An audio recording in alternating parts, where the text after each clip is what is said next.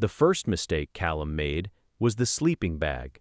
He'd been out on East Sprague for 3 weeks when the temperatures started dropping in October, and somebody in the encampment told him a sleeping bag rated to 20 degrees would hold him through anything Spokane could throw at him. He believed it. He spent $85 on it at a surplus store, which was almost everything he had. And the first night the wind came in off the Columbia Plateau, he lay there at 2 in the morning in a tent that had become basically a mesh bag of cold air, and understood that the sleeping bag was rated for a different kind of 20 degrees than the 20 degrees he was lying inside. That was October 14th. He remembers the date because he wrote it in the back of a small notebook he kept in his jacket pocket, and the entry just says, "Sleeping bag doesn't work.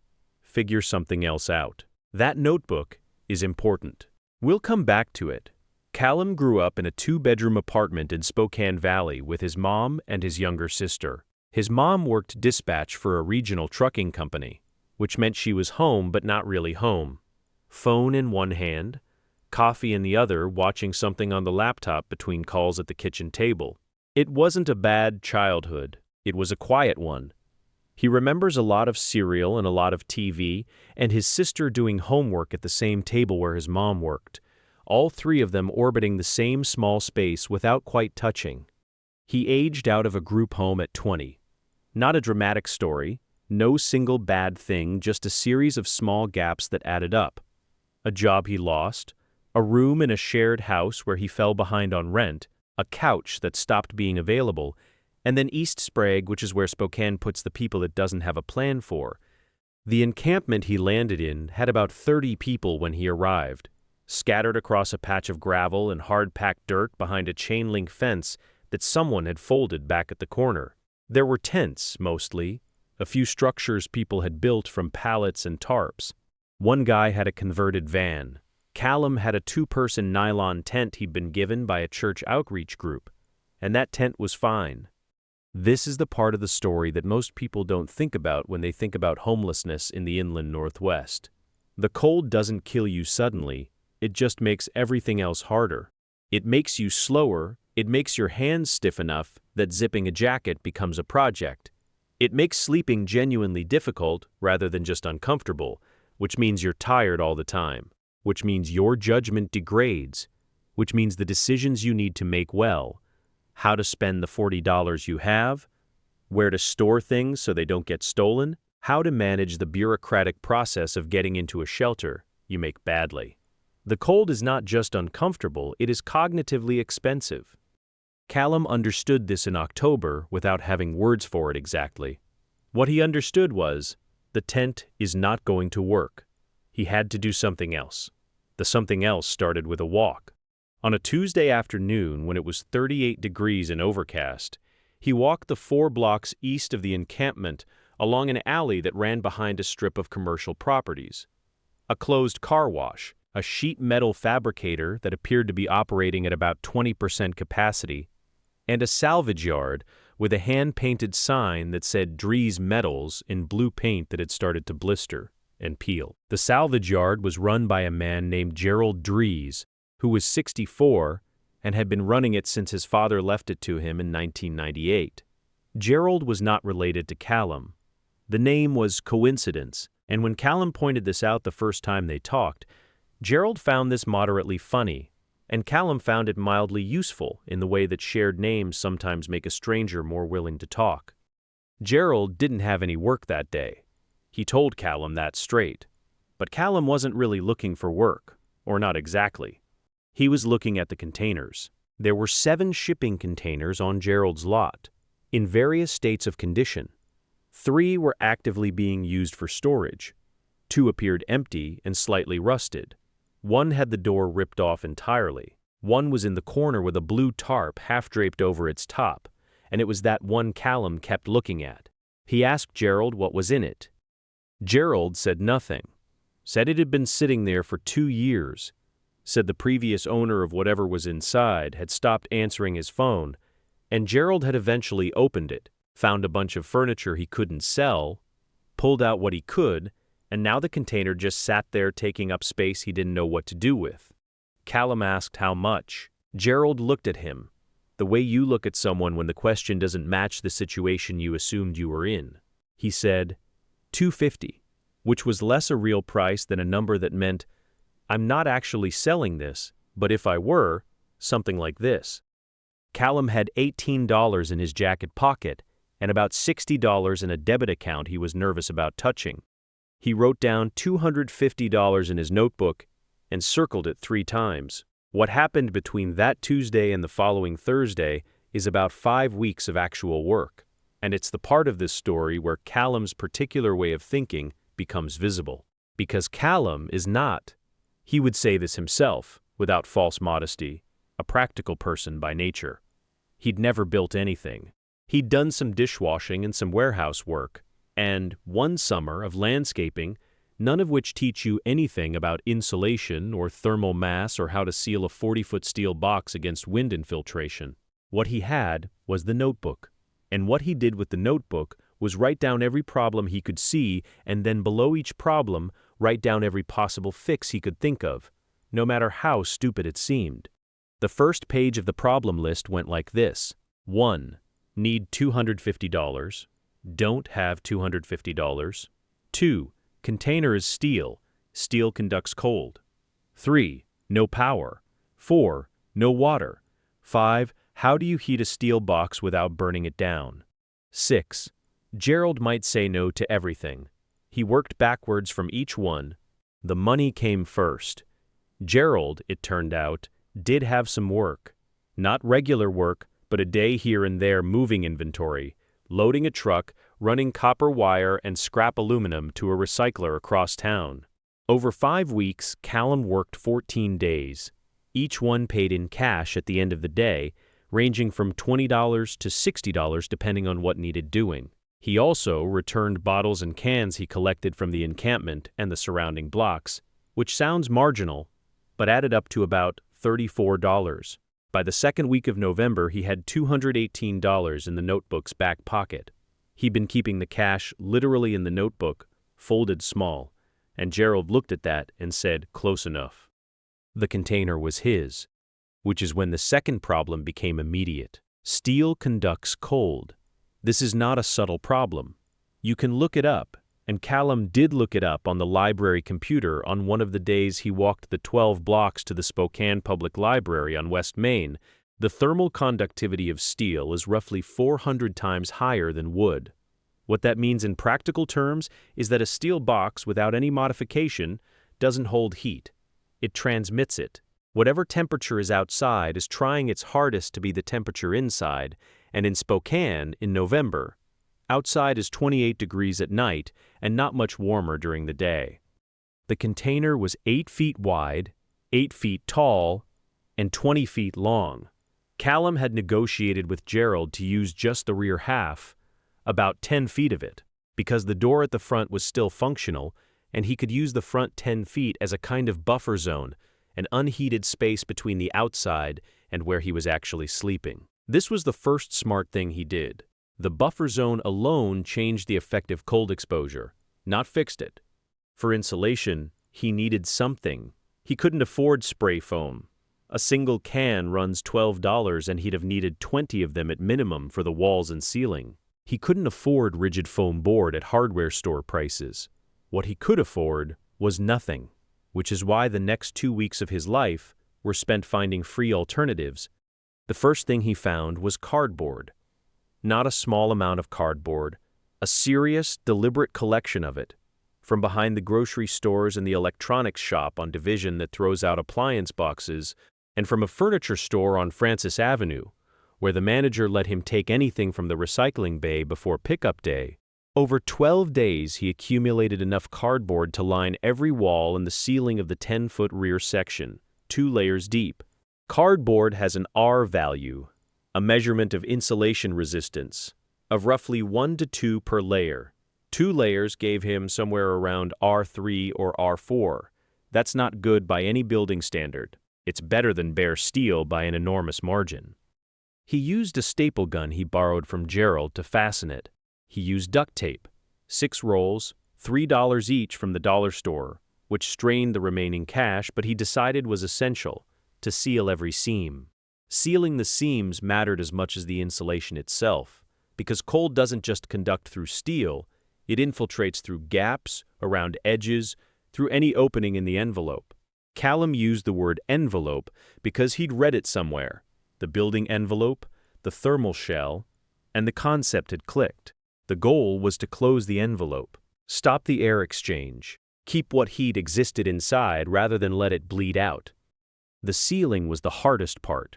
He stood on a 5-gallon bucket to reach it, arms above his head for an hour at a time, stapling cardboard in sections. He did the sealing twice because the first pass had too many gaps. By the time the walls and ceiling were done, he had about $28 left. The floor was a different problem. Steel floor, same conductivity issue, but carpet was expensive and foam was expensive, and he didn't have enough cardboard left over for a useful floor layer. What he ended up with was a combination of things. A section of outdoor carpet someone at the encampment was throwing out, tan, slightly mildewy, but structurally intact, and 2 moving blankets Gerald gave him outright because they'd been in the container anyway, and Gerald considered them part of the deal. The moving blankets went down first, carpet on top, and this mattered less for insulation than for the more immediate physical reality that sleeping on bare steel in winter is brutal in a way that's hard to describe until you've tried it. Now he had a box. Cardboard-lined, blanket-floored, sealed as well as he could seal it. The next problem was heat. He couldn't use propane indoors. He knew this without needing to look it up. The encampment had a rule about it after an incident, 2 years prior, and the reasoning is sound. Propane combustion in an enclosed space consumes oxygen and produces carbon monoxide, and a sealed container with a propane heater and one person sleeping in it is the kind of situation that ends badly at 3 in the morning when there's no one to notice. He'd thought about a wood stove and decided against it for the same reason. No flue, no safe way to vent it, and a wood fire in a cardboard-lined container is not a thought experiment he wanted to test. What he landed on was a combination of 2 things that don't sound impressive until you see the temperature difference they actually produce. The first was candle heating. Not a candle sitting in a container, which is also a fire hazard. A clay pot heater, sometimes called a radiant candle heater, which is the kind of thing that circulates through survival and off-grid communities because it works on a simple principle. Tea light candles produce a small amount of heat that normally dissipates immediately. But if you put 2 clay terracotta pots upside down over them, one small inside a larger one, with the drainage hole left open at the top, the clay absorbs and concentrates that heat and releases it slowly over several hours as radiant warmth rather than a single upward flame. The setup itself costs almost nothing. Callum made 3 of them from pots he found at a thrift store near the library for $1.50. He used 4 tea lights per unit, which he bought in bulk, 100 for $6 from a discount import shop on East Sprague that he'd walked past a dozen times without going in.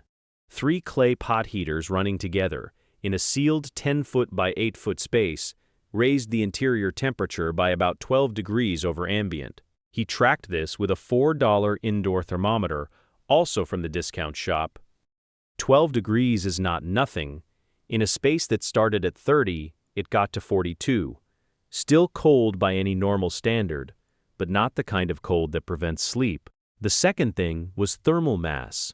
This one came from the library, from a book Callum checked out on passive solar building that he'd picked up at random from the 690s section because it had a picture of a weird earth-sheltered house on the cover, and he was curious.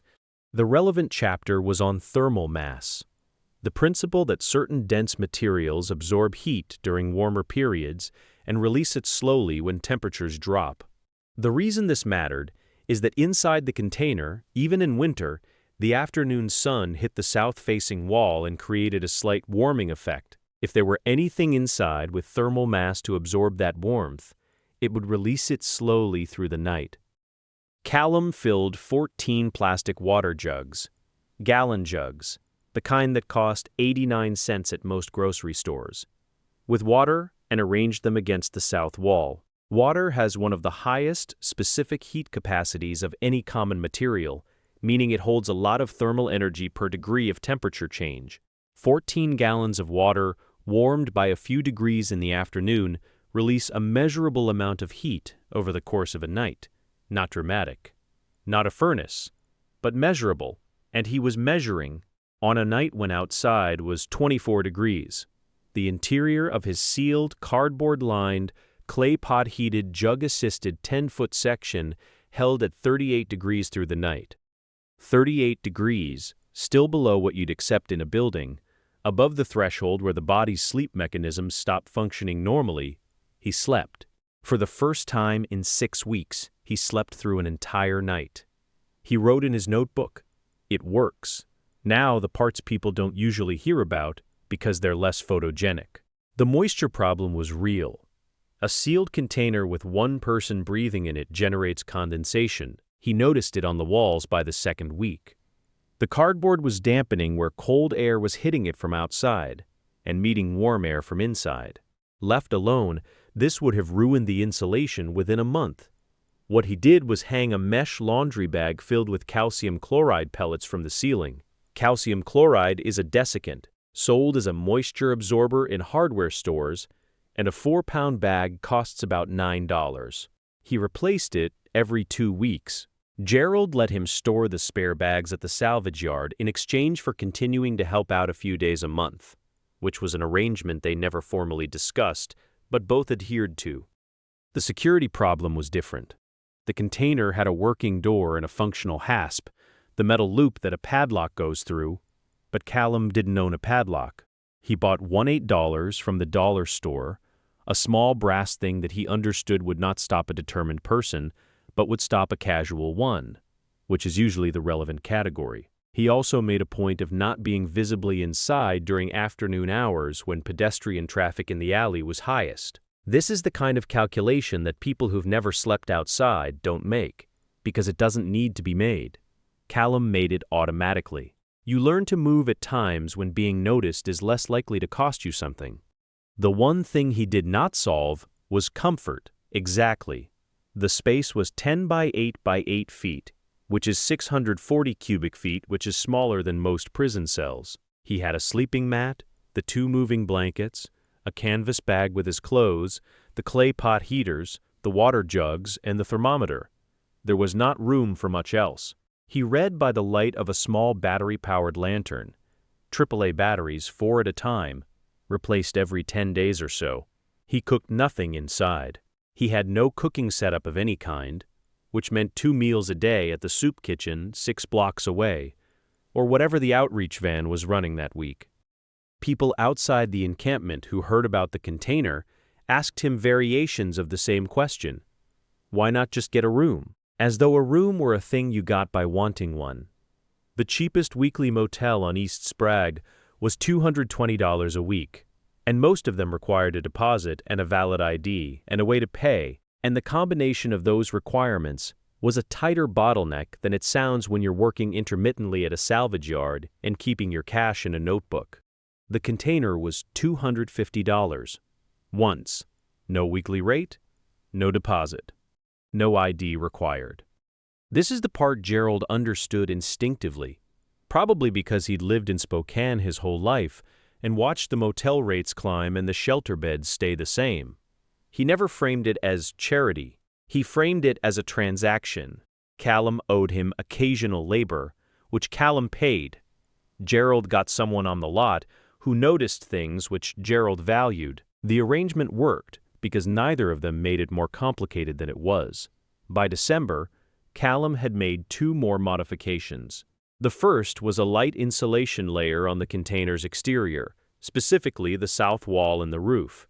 He couldn't afford anything structural, but Gerald had a roll of reflective insulation wrap, the thin foil-faced bubble wrap used in crawl spaces, sitting in a corner of one of the storage containers left over from a job 2 years prior.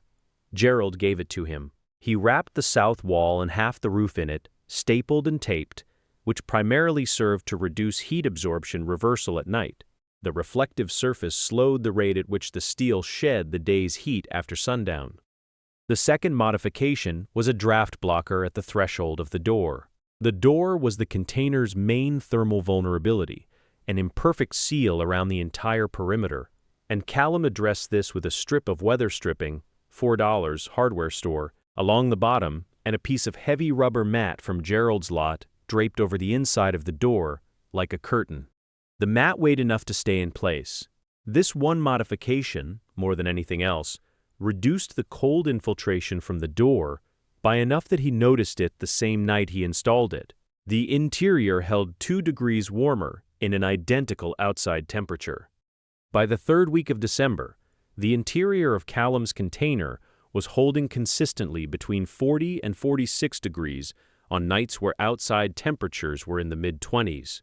The materials he'd added since the original $250 purchase — duct tape, cardboard, clay pots, tea lights, water jugs, the calcium chloride, the padlock, the thermometer, the weather stripping — totaled $89. Total investment, $339. He showed me the thermometer log one Thursday afternoon in early January. He'd been recording the temperature twice a day, 9 p.m. and 6 a.m., in the back of the notebook in 2 columns since the 1st week of December. The numbers weren't impressive by any standard you'd apply to a heated building. But when you put them next to the overnight low temperature he recorded from a weather app on the library's public computer, the gap was consistent: 24 outside, 41 inside, 19 outside, 38 inside, 16 outside, 36 inside. He kept a warmer space than the night could offer, for $339. Once. I want to be clear about what that is and what it isn't, because Callum is clear about it himself. It's not a solution to homelessness. It's not a blueprint that scales. The lot on East Sprague has Gerald on it, and without Gerald, the container doesn't exist. The container being available at $250 was a piece of luck inside a sequence of decisions that happened to add up. Callum knows this. He doesn't pitch it as a hack or a method or something anyone can replicate. He tells it as his specific story, in his specific situation, with his specific combination of resources that included one coincidence, the last name, Dries, which made Gerald look at him differently for maybe 20 seconds, and those 20 seconds being enough. What he does say, clearly and without drama, is this: he knew how cold it was going to be. He knew the sleeping bag wasn't going to work, and when the sleeping bag failed, he didn't do what he'd done before, which was wait for someone else to figure it out. He walked 4 blocks, he asked a question, and he started writing in the notebook. The notebook is a beat-up composition book, black and white, the kind you'd buy for 99 cents at a back-to-school sale. He's on his 3rd one. The entries are all problem and fix format. 1 problem per page, potential solutions listed below. The one he tried circled if it worked, crossed out if it didn't. He started it in September, before the container, as a way of managing the fact that everything felt like too many things at once. He said writing it down made it smaller, made each problem a thing with edges rather than a thing that just kept expanding. If you want to try something, try that. Not the clay pots specifically, not the cardboard. Your situation is different from his. But the notebook. Write 1 problem down. Underneath it, write 3 possible fixes without judging whether they're realistic. Pick the least bad one and try it. See what happens? That's the method. That's the whole thing. Everything Callum built came from writing down what was wrong and not waiting for someone to hand him the answer. He's still on East Sprague. The container is still there. Last time I saw him, in February, he'd added a small battery-powered fan that he runs on a timer to circulate warm air from the clay pot units more evenly through the space. $11, second-hand, and the interior was holding a consistent 44 degrees on nights where outside was 21. He was reading a book about passive house construction he'd checked out from the library. He was taking notes. The container stays warm. That's the one thing.